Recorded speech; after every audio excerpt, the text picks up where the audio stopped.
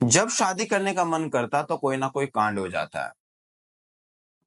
राजा रघुवंशी और सोनम रघुवंशी की लगभग 1 महीने पहले शादी हुई थी और दोनों हनीमून मनाने शिलोंग यानी मेघालय जाते हैं।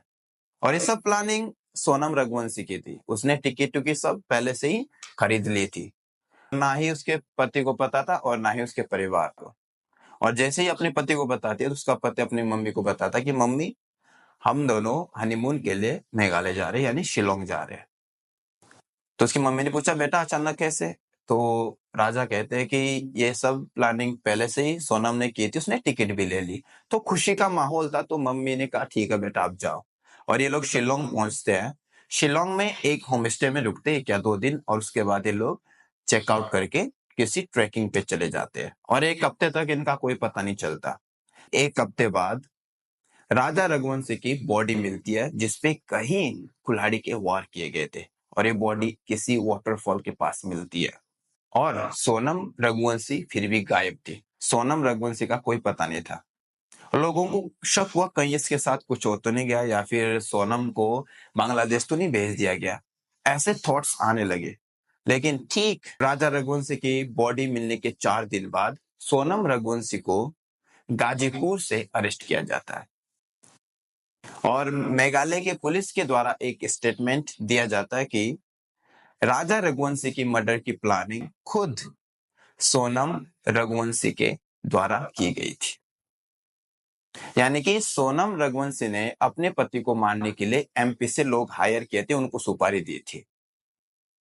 और इसलिए किया क्योंकि सोनम रघुवंशी का किसी और लड़के के साथ अफेयर चल रहा था।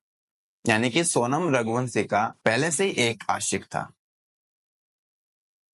फिलहाल गाजीपुर पुलिस ने सोनम को मेघालय पुलिस के हवाले कर दिया और अभी मेघालय पुलिस सोनम से पूछताछ करेगी, इन्वेस्टिगेट करेगी इस केस के बारे में। और तब तक इंतजार करना पड़ेगा जब तक सोनम रघुवंशी का बयान नहीं आ जाता। उसके बाद पता चलेगा कि सच्चाई क्या है।